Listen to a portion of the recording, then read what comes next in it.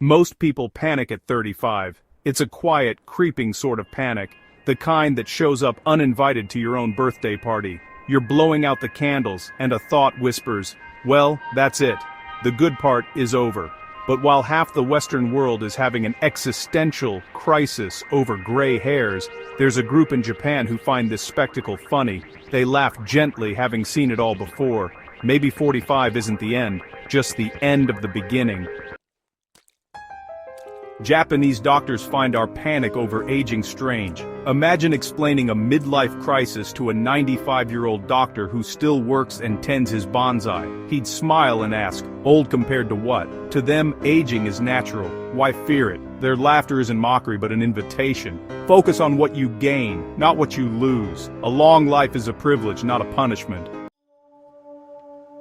Who are these wise old doctors who seem to have cracked the code to a long, vibrant life? They are practicing physicians and researchers, men and women in their 80s, 90s and beyond, who live what they teach. Their secret? Purposeful work, simple routines and a gentle rhythm of life. They are the architects of their own longevity, and their blueprint is surprisingly simple. In the West, aging is often seen as a problem to be solved. Youth is prized, and growing older brings anxiety and pressure to stay young. We fight time with creams and surgery, but the battle is exhausting. In Japan, age is respected. Elders are valued for wisdom, not hidden away. Families are multi-generational, and growing old is a journey to be embraced, not feared. What if our fear of aging is just a story we've been told? In Japan, aging is met with laughter, purpose, and respect. We'll explore the contrast between cultures, meet Japan's oldest doctors, and discover the simple habits behind their vitality. This isn't about a magic pill, just a more joyful, meaningful way to live, no matter your age. Let's talk about birthdays, shall we? Especially after 29. In the West, birthdays become a strange ritual.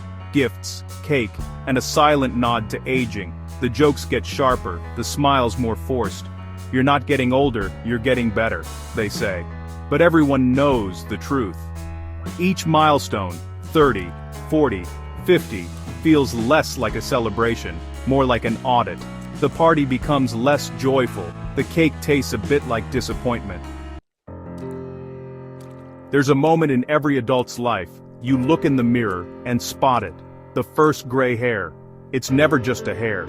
It's a tiny silver messenger from the future, a reminder that time is moving on. We react with disbelief, maybe even shame, reaching for tweezers or creams, trying to erase the evidence. But every gray hair, every wrinkle, is proof of a life lived, wisdom and experience no cream can replace. In the workplace, an invisible career clock ticks loudest between 35 and 45. The pressure to make it creates a frantic energy, everyone racing to stay relevant, fearing they're becoming obsolete. We laugh at midlife crisis cliches, but they come from real panic. The sense that time is running out to write your own story. The real tragedy. This imaginary deadline keeps us from appreciating the journey and finding satisfaction in stability. In Hollywood, women are ancient at 40 and invisible at 50, while men age into power and charm. Youth and beauty are the currency for women. As they fade, so do roles and relevance. Actresses are replaced by younger faces, scrutinized for aging or for trying not to. We rarely see vibrant older women at the center of stories. Hollywood manufactures our age panic, then sells it back to us.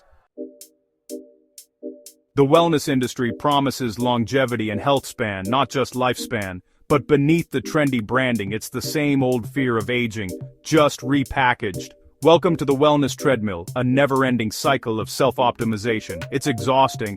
And if you fall off? Guilt. The problem isn't health, it's obsession. We get so busy perfecting ourselves, we forget to enjoy the ride. Does all this worry make you happy?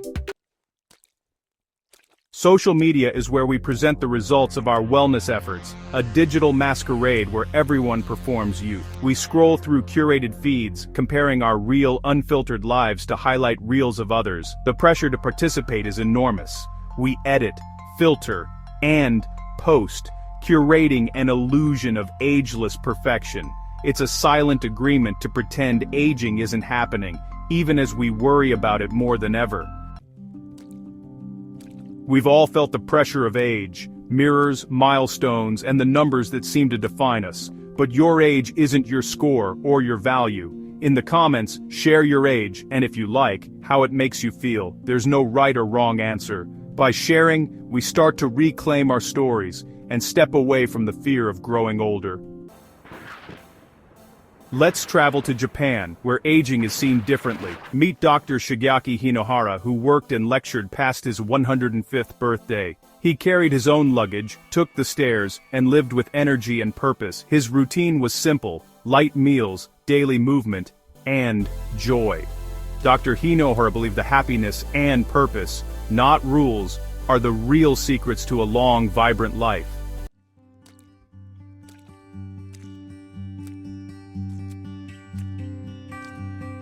In the daily lives of these remarkable Japanese doctors, there's no frantic optimization, just gentle, mindful routines. Their mornings begin quietly, with light, peaceful rituals and a cup of tea. Meals are simple, balanced, and shared with others. Longevity isn't chased. It's a natural byproduct of living with calm, consistency, and joy. No biohacks, just wisdom in the everyday.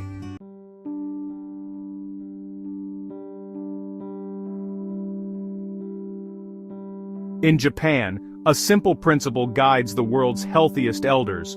Hara Hachi Bunmi, eat until you're 80% full. It's not a diet, but a mindful practice of moderation. Instead of eating until stuffed, they stop when satisfied. This gentle habit leaves energy for life, not just digestion. The wisdom? Don't always push to the limit, leave space for joy and resilience.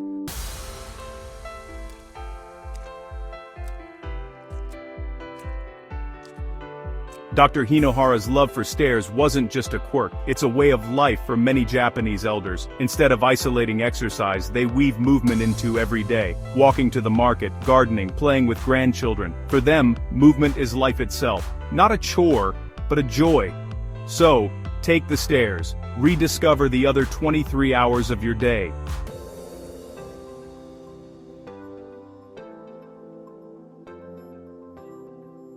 Ask a Japanese centenarian doctor about the secret to a long, happy life, and they'll likely mention Ikigai, your reason for being.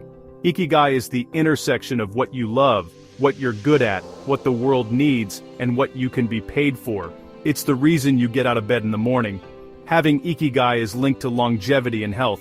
Your Ikigai doesn't have to be grand. It might be tending your garden or helping others. Find meaning in what you do each day. That's the true secret.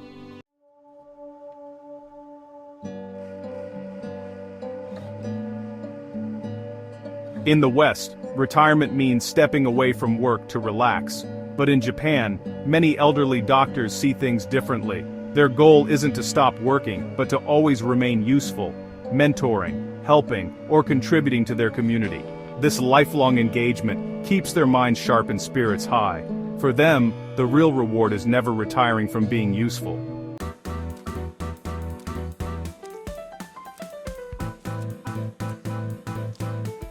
Amidst all the talk of diet, exercise, and purpose, there is one therapeutic tool that Japan's oldest doctors wield with expert precision humor. As we noted at the very beginning, their reaction to our Western-age panic is often a gentle, knowing laugh. This isn't a sign of dismissal, but a sign of wisdom. They understand that laughter is a powerful medicine. It is a vital sign of a healthy perspective. Dr. Hinohara himself was a huge proponent of humor, believing that it could do more to heal a patient's spirit than many conventional treatments. He knew that a life filled with worry and fear is a life half-lived. Their humor is often dry, self-deprecating, and disarmingly simple. One story tells of a 98-year-old doctor who was asked how he stayed so mentally sharp. He leaned in conspiratorially and whispered, "I make sure to forget something important every day. It gives my brain a little vacation." This kind of wit serves a dual purpose. It instantly puts people at ease, and it contains a subtle pearl of wisdom. Don't take everything so seriously. The ability to laugh at oneself, to find humor in the small frustrations of aging, like misplacing your keys, is a sign of profound psychological resilience. It's the antidote to the panicked striving for perfection. This contrasts sharply with the often grim seriousness of the Western wellness movement. We track our biometrics with the gravity of a NASA mission control specialist. We discuss our dietary restrictions with the solemnity of a monk taking a vow of silence. There is very little room for laughter in the pursuit of optimization. We are so focused on the fear of what might go wrong, a dip in our sleep score, a slight increase in our blood pressure, that we forget to experience the joy of what is going right. The Japanese doctors remind us that joy is not a frivolous distraction, it is a core component of health. They prescribe laughter freely, they tell jokes to their patients, they find amusement in the absurdities of life. They understand that a good laugh can reduce stress hormones, boost the immune system, and create a powerful social bond. It is, in its own way, as important as any vitamin or mineral. So, as we examine their habits, let's not forget this crucial ingredient. Perhaps the most important thing we can learn from them is not just to eat our vegetables and take the stairs, but to lighten up, to find the humor in our own anxieties and to laugh a little more, especially at ourselves.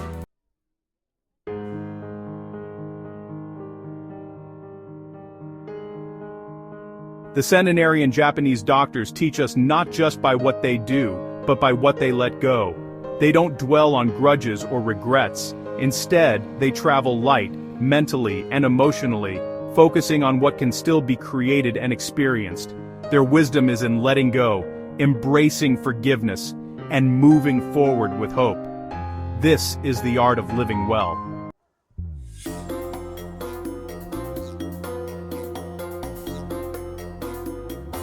In Hollywood, a 40-year-old actress is seen as a fossil, her career over, her relevance gone. But to a 95-year-old Japanese doctor, 40 is just the beginning.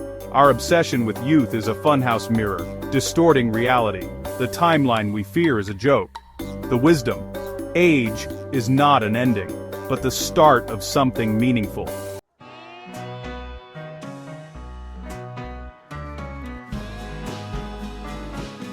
In Japan, a doctor doesn't retire at 65. They retire when their stethoscope does.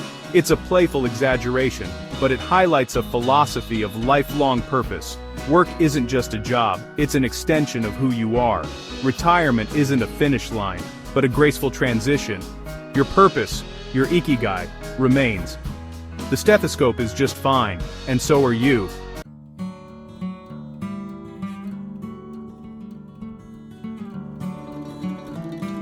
Here's a new exaggeration for you. The secret to the Okinawan diet is not the sweet potatoes or the Goya. The secret is that they only eat one single, perfect grain of rice per day. They spend all morning selecting it, all afternoon cooking it to perfection, and all evening, mindfully, consuming it. Every other nutrient they need is absorbed directly from the universe through sheer force of will and a positive attitude. This is, without question, the most effective diet for longevity. It is also, without question, complete and utter nonsense.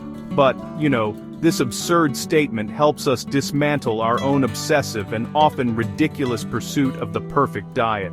We in the West are on a perpetual, frantic quest for a dietary silver bullet. We are convinced that there is one magical food, one perfect combination of macronutrients, or one secret eating window that will unlock eternal health and a slim physique. We demonize gluten one year and celebrate fat the next. We are constantly searching for the nutritional messiah, and, well, the wellness industry is more than happy to sell us a new one every 6 months. Our entire relationship with food has become a source of anxiety, guilt, and confusion. We are so lost in the details that we have forgotten the big picture entirely. Now just imagine explaining the single grain of rice diet to one of Japan's oldest doctors. After they finish laughing, they would likely point out the beautiful simplicity that the joke accidentally stumbles upon. The wisdom isn't in what you eat, but in how you approach eating. The joke highlights mindfulness, intention, and moderation, albeit in a completely unworkable way. The real Japanese approach, as we've seen, isn't about finding one perfect food. It's about variety, balance, and pleasure. It's about eating a rainbow of vegetables, enjoying fish, and not being afraid of rice. It's about harahachi bunmi, eating until you're just satisfied, not stuffed. The single grain of rice exaggeration serves as a parody of our own extremism. It takes our obsession with dietary rules and restrictions and pushes it to its logical, comical conclusion. It makes us realize how far we've strayed from a sane, balanced relationship with food. Health is not found in the perfect nutrient ratio or the exclusion of entire food groups. It's found in a lifetime of sensible, moderate, and joyful eating. The joke allows us to laugh at our own dietary anxieties and, in doing so, frees us to consider a simpler, gentler, and far more sustainable path to nourishment.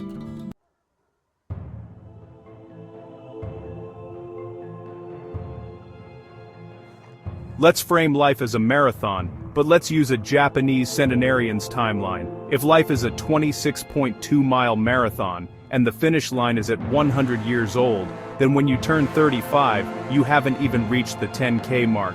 You're maybe around mile 9. When you're having a full-blown crisis at 45, convinced you're over the hill, you've barely just passed mile 11. You haven't even reached the halfway point. The hill you think you're over is just a gentle rise in the road before the real journey even begins. You're still in the early stages, still finding your pace, with most of the race stretching out ahead of you. This exaggeration immediately recalibrates our entire perception of our own life's journey. In the West, we tend to view the life marathon as a 10K race.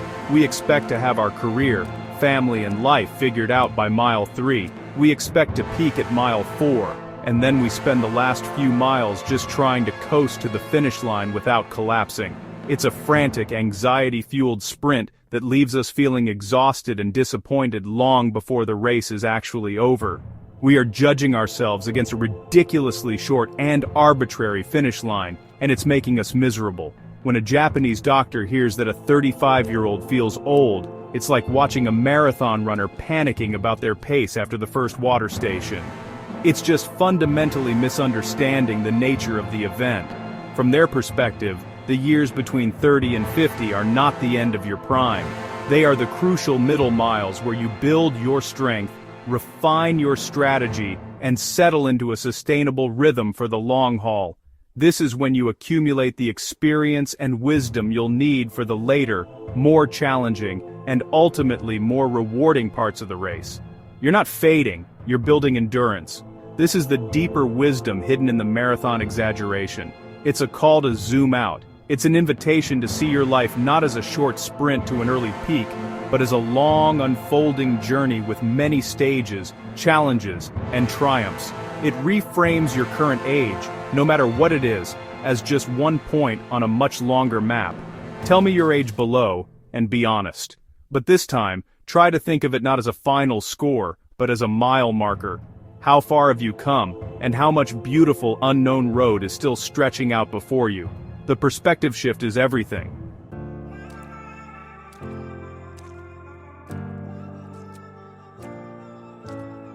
Meet Chad, the Silicon Valley biohacker, obsessed with data and longevity, and Kyo, the Okinawan gardener, who simply lives with nature and community. Chad fights aging with tech and supplements. Kyo enjoys her garden, friends, and fresh food. Their contrast asks, are we conquering life, or living it? Maybe wisdom is found in the soil, not the spreadsheets.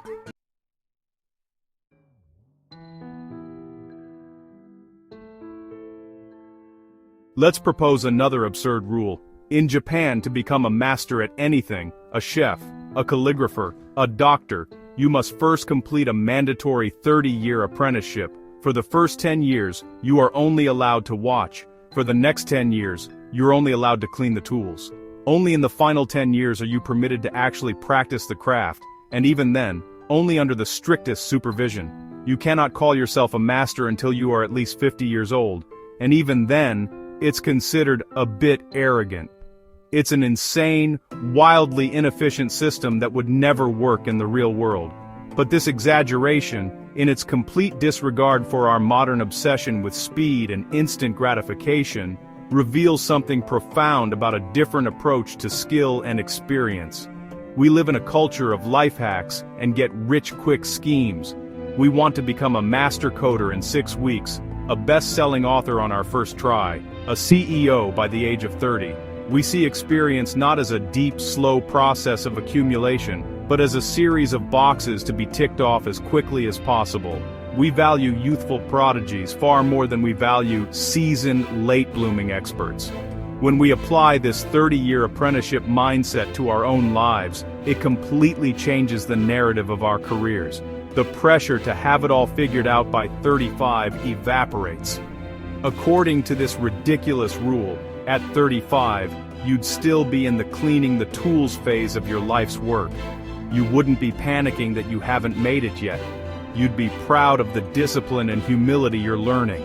It reframes your 30s and 40s not as a time of peaking or panicking, but as the crucial middle period of your training. You are not falling behind. You are patiently honing your craft. The wisdom in this exaggeration is about embracing the long game. It's a humorous rebuke to our culture's impatience. Real mastery, it suggests, takes time. It cannot be hacked or rushed. It is built layer by layer through years of practice, failure, observation, and humility. The Japanese doctors who have been practicing medicine for 50, 60, or 70 years embody this principle. They are still learning, still refining their skills, well into their 90s. The exaggerated apprenticeship rule makes us laugh, but it also invites us to be kinder to ourselves, to respect the process, and to find dignity in the slow, steady path to becoming a master of our own lives.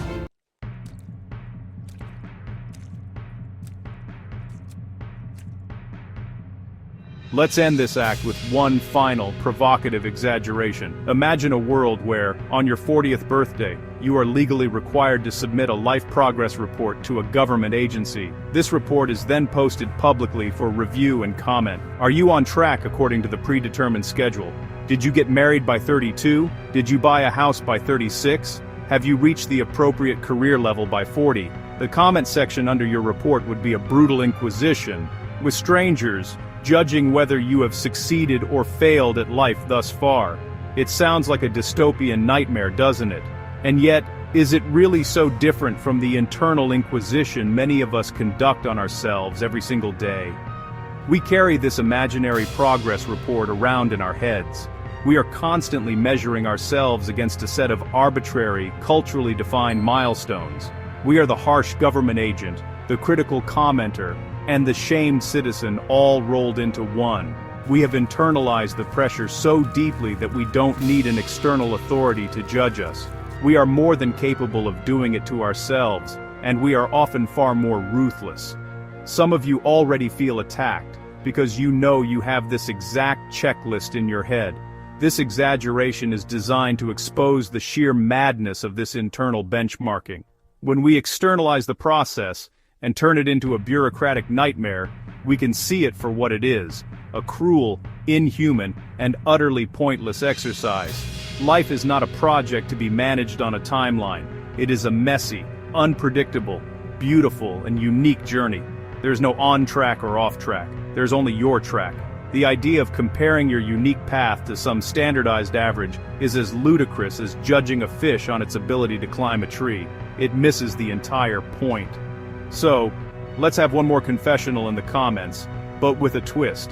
Don't just tell me your age. Tell me one societal milestone you feel you are behind on. Are you 38 and not married? Are you 45 and still renting? Are you 50 and in a job you don't love? Put it out there, not as a confession of failure, but as an act of defiance. By sharing the ways in which we have failed to meet these imaginary deadlines, we expose them for the fictions they are. We take the power back from the checklist and begin to write a progress report where the only metric that matters is our own.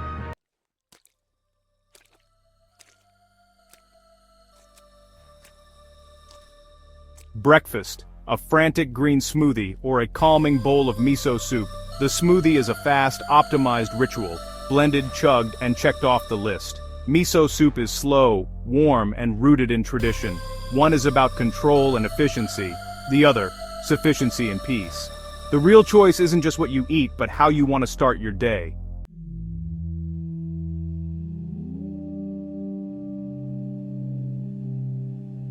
In the West, the commute is often a stressful, isolating ordeal. Hours lost in traffic, tempers flaring, well-being drained. But for many elderly Japanese, the journey is a gentle walk, greeting neighbors, enjoying nature, moving with purpose. Their commute adds to their health and happiness. The daily battle on the freeway is a choice, not a necessity.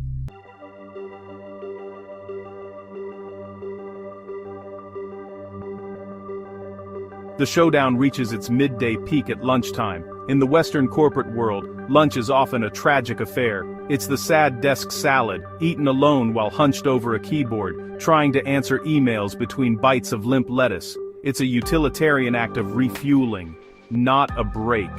The goal is to spend as little time as possible on this necessary evil so you can get back to being productive.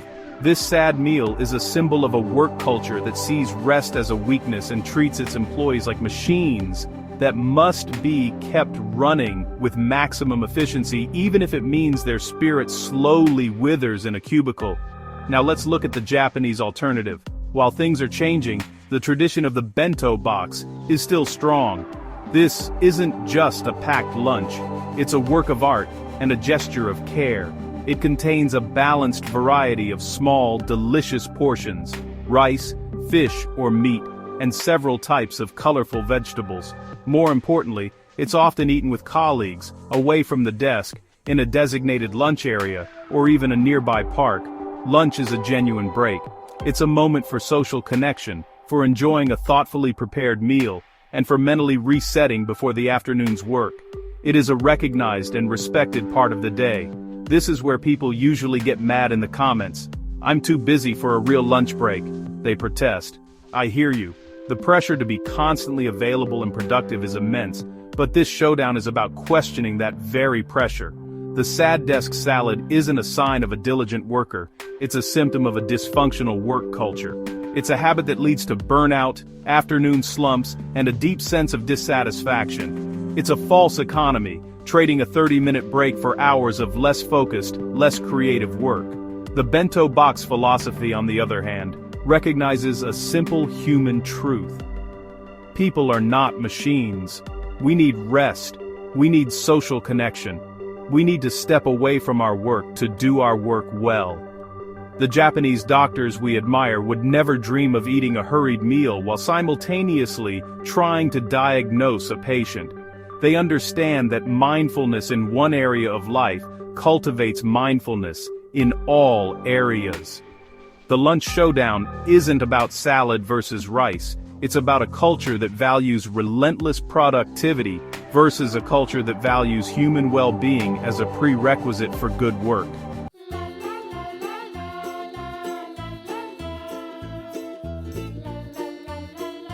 As the day winds down, the showdown moves into the home, to the family dinner table.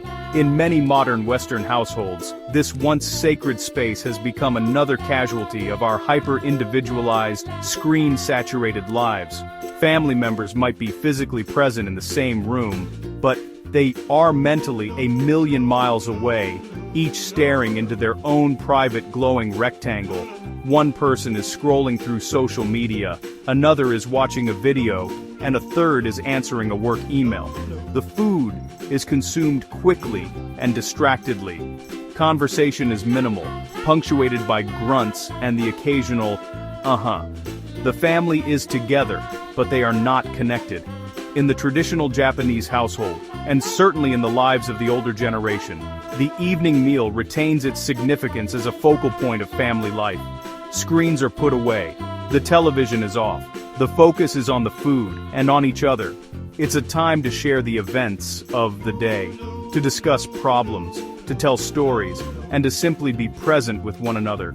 The meal itself, often consisting of multiple shared dishes, encourages interaction and a slower pace of eating. This isn't a forced or formal event, it's a natural daily rhythm of connection, a time to reinforce the bonds that hold the family together. The contrast here is stark and, for many, deeply resonant. We lament the loss of family connection, yet we actively participate in its erosion every evening. The allure of the screen, with its endless stream of tailored content and dopamine hits, is often more powerful than the quiet, subtle work of maintaining real-world relationships. We choose the effortless entertainment of the digital world over the sometimes messy, sometimes boring, but ultimately more nourishing reality of human connection. We are trading our family stories for a stranger's highlight reel. This showdown isn't about demonizing technology, it's about being intentional with it. The wisdom from the Japanese elders is not that screens are evil, but that there are times and places where they do not belong.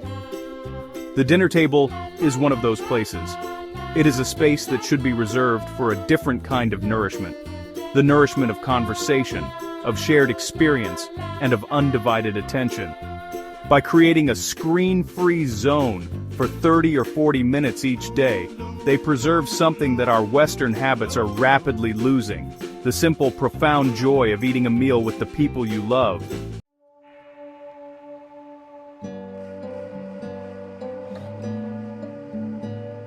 In the West, we call it winding down, binge-watching shows late into the night, eyes glued to screens, minds racing with cliffhangers. But does this really relax us? In Japan, the day ends with a hot bath, a quiet activity, and a calming cup of caffeine-free tea.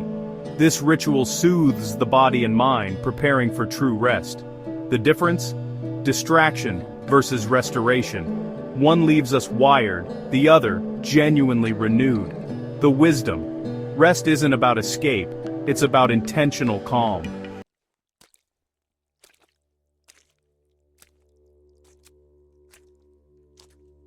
In the West, we obsessively track our sleep, chasing perfect scores and stressing over data.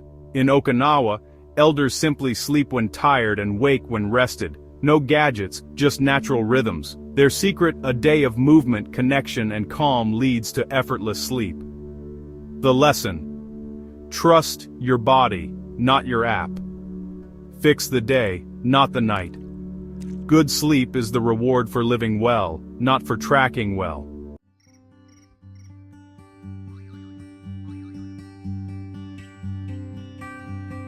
FOMO keeps us restless, always searching for what's next, never satisfied with now. Japanese elders practice jobi, the joy of being here, finding contentment in the present moment. Every Western habit fueled by FOMO is met by a Japanese habit rooted in presence.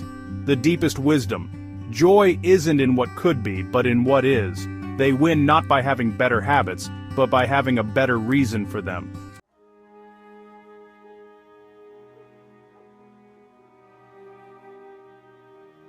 Our real illness isn't aging, it's accelerated life panic, the fear that life is over at 45.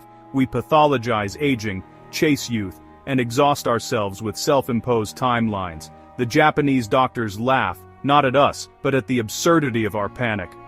Their perspective: time isn't running out. It's right here, right now. Our fear is learned, not natural, and what's learned can be unlearned. The cure begins when we realize the cage is open.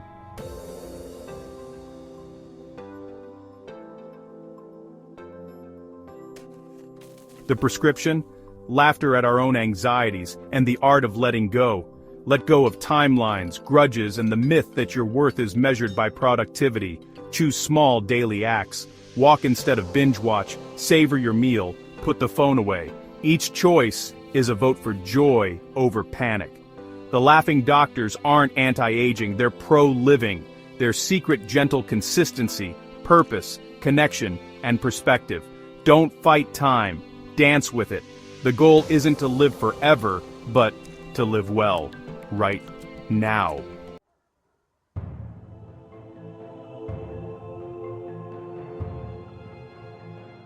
We obsess over finish lines: graduation, promotion, retirement, old age. The Japanese doctors know there isn't one. life is a journey, not a race. When you stop chasing the end, panic fades. Age becomes a marker of distance traveled, not time left. There's no behind or ahead, just your own path. The freedom, walk at your pace. Rest, change direction. The prize isn't at the end, it's in every step, every laugh, every moment. The finish line is an illusion, the journey is real.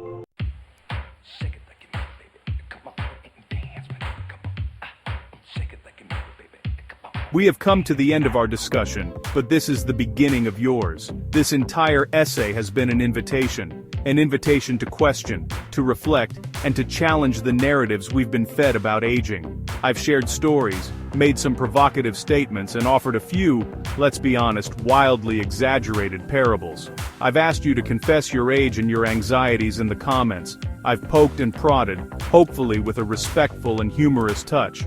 Now the floor is truly yours. It's time for the great age debate, and everyone is invited to the podium. What do you think? Are we in the West truly suffering from a cultural sickness of age panic? Or am I overstating the case?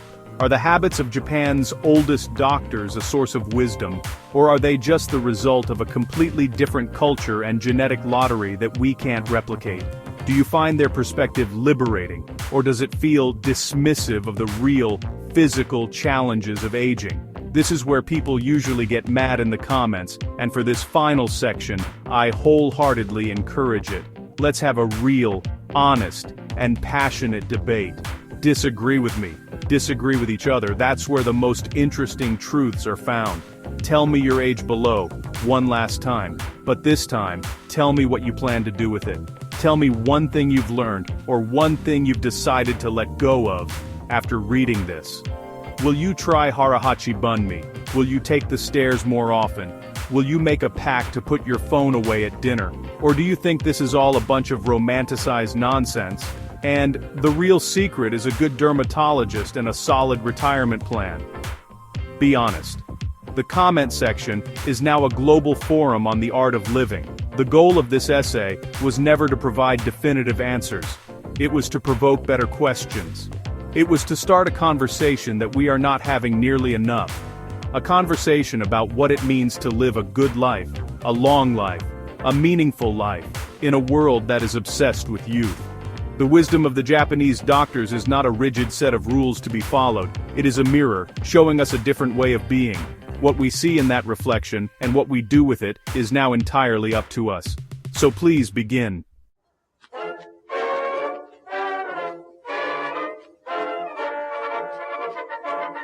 So, here we are, at the end. We started with the quiet panic of a 35-year-old blowing out their birthday candles, and we've journeyed all the way to the calm, laughing wisdom of a 105-year-old doctor who still carries his own bags. We've seen that maybe, just maybe, our fear of aging is a bigger problem than aging itself. It's a ghost story we tell ourselves around a cultural campfire, and we've managed to scare ourselves half to death. The great irony is that all the energy we spend fearing the end of our life is energy we can't use to actually live it. The parting shot, the final piece of wisdom to take with you, is this: embrace a slightly messy, joyful, unoptimized life. In our frantic quest to perfect everything, our diet, our career, our sleep, our skin, we risk optimizing the joy right out of our existence. The Japanese doctors are not perfect. They forget things, they have aches and pains. They likely enjoy a piece of cake now and then. Their lives are not flawless data points on a longevity chart. Their lives are human. They are long, beautiful, and imperfect. And that is precisely where their wisdom lies. So, the next time you look in the mirror and see a new line, try to see it not as a flaw, but as a mark of experience, a line in your own personal story. The next time a birthday rolls around, try to see it not as a step toward the end, but as another lap of victory on a long and incredible journey. Find your ikigai, even if it's just growing tomatoes on your balcony. Eat until you're 80% full, but don't beat yourself up if you occasionally eat 110%. And most importantly, learn to laugh. Laugh at the absurdity of it all. Laugh at the seriousness with which we treat such a natural, beautiful process.